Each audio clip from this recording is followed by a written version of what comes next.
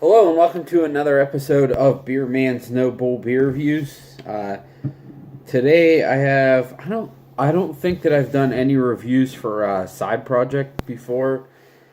It's actually not just a singular Side Project beer; it's a collaboration between Side Project and Mikkeller. But I don't think I've done a review for a beer for either one of them on here, so it's definitely something new. But this beer is called Spontanfermier. So it's a blend of side projects, Saison de Fermier, and Mikkeller has a fruited sour beer called it's called Spontan, and then whatever fruit it's called. So there's like Spontan blueberry, Spontan raspberry, whatever. So this is a blend of those two beers. And the description on the bottle just says Missouri Saison blended with Belgian Lambic. And it is 6% ABV. So I don't think I think I've had one or two of the Spontan beers, but not a lot of them. I have had Saison de Fermier, and it's really, really good. So I'm hoping this blend between the two is pretty nice, and I've heard from several people that it is, so we'll see.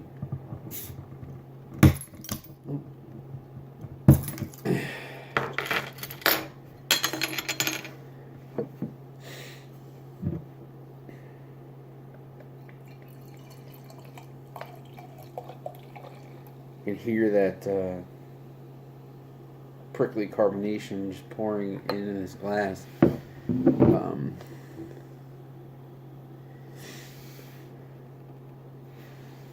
So as you can see, it pours a somewhat cloudy, I would say, like translucent. Sorry, let me get a better picture of the beer. Darker golden color to almost an orange with a. There was a slight white head that dissipated pretty quickly.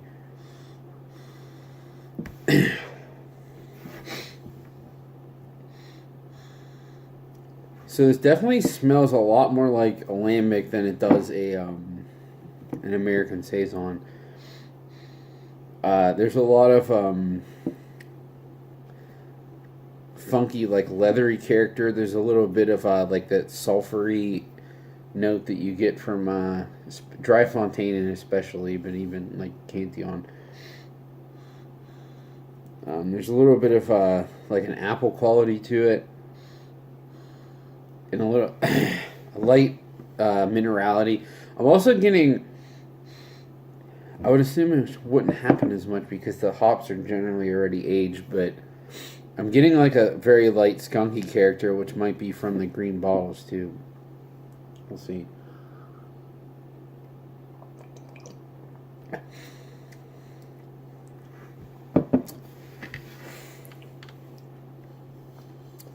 That's interesting. That is definitely more on the Saison side than the aroma was. I'm still getting the general acidity from the Lambic side. There is still a little bit of that leathery sulfur character and a little bit of like cheesy funk, which I wasn't even really necessarily getting in the aroma, but I'm getting it from the flavor. Which, I mean, that could be from the Saison too if it's really wild. But I would say what's leaning more towards like the Saison side is there's a decent bit of like minerality to it.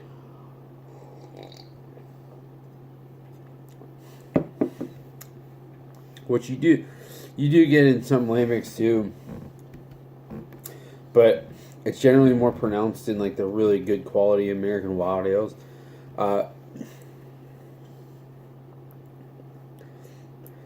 It honestly does taste like, if I had this by itself, I really wouldn't know what to think of it because it kind of reminds me of the Four Seasons from Funk Factory, because I thought that was a really good blend of true Lambic character, even though it's not, and a really good American Wild Ale character, and this is really similar to that. really slightly on the back end, it has a little bit of that, excuse me, like skunky green bottle character, which is not, that's not a detractor from the beer. I actually think it adds a little layer of complexity.